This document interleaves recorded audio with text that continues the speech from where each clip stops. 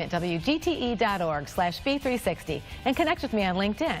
Now let's head out of the studio and check out what's happening on location for this episode's Business Highlight.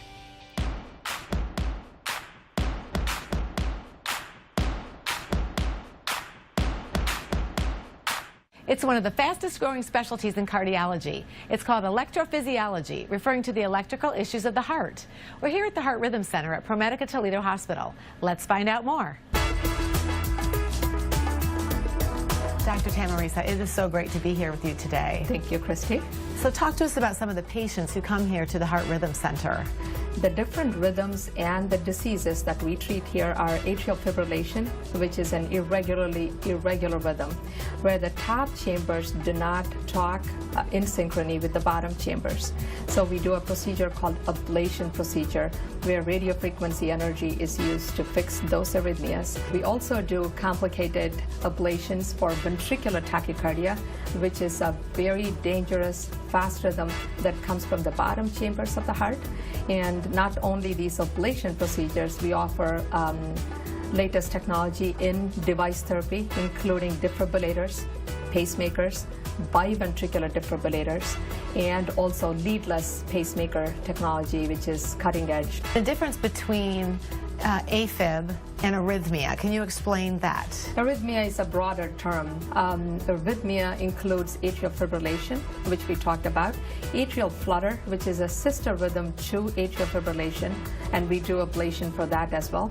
And the other arrhythmias are supraventricular tachycardias and ventricular tachycardias, and we do ablation for all of these different types of arrhythmias. As you've talked to my patient, Mr. Madavi, he is a very complex patient with vascular issues, has been to many centers in Ohio. He ended up here because he wasn't feeling well. He was very sick.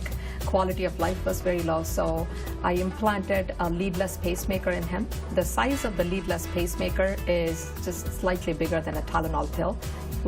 I parked it in the right ventricle, so he has very good heart rate right now with good improvement in the quality of life. And he also has a defibrillator that does a defibrillator function. And so this device, once you had it put in, did you feel better right away? Oh, it took me about 3 or 4 days before I started feeling much better. Had this been coming on for a long time? Were you feeling there was some arrhythmia in your heart?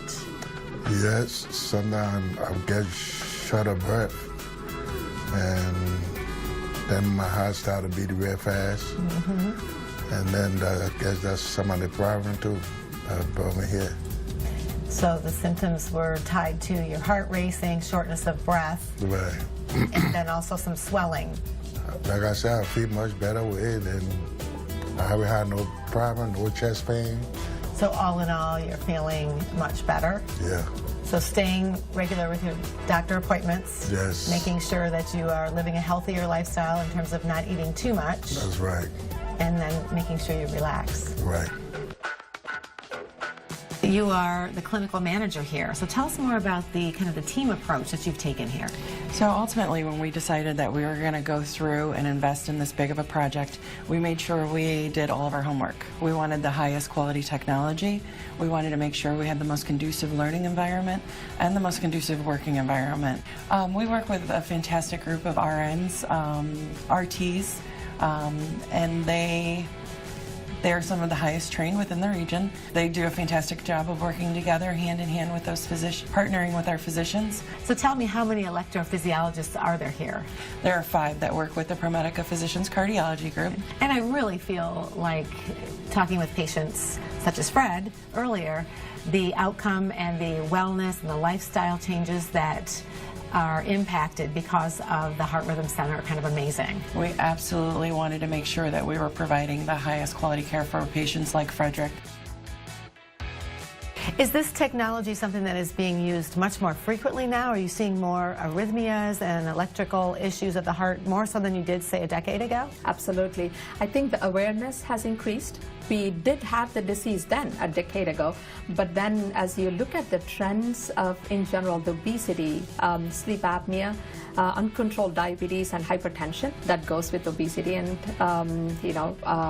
just increased BMI, I think that increased the incidence of atrial fibrillation for sure.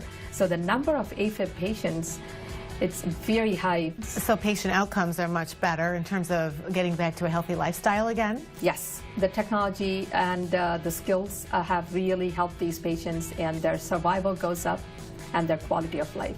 And this facility we're in today, tell us a little bit more about the advanced technology. 3D technology is just like to someone who comes from outside, it looks like a video game. You are not inside the heart. You're not opening the heart to look at the muscle structure and the valves, but you're going through the groin, advancing a catheter through the vein that enters the heart. Now, how do you know where to go and where to do your job? The 3D imaging helps us create a map using magnetic technology and impedance and velocity, different parameters we use inside the heart, and we tag that with intracardiac echocardiogram, which is ultrasound of the heart. We combine those, and then you can literally see what's going on inside the heart, so you can park your catheter, get the job done. We thank you so much for all you're doing for our patients in Northwest Ohio and the region. Thank you. It's reassuring to know that right here in our region, there's a facility dedicated solely to treating the simpler to the complex electrical issues of the heart. That's it here on location. Let's get some finance information.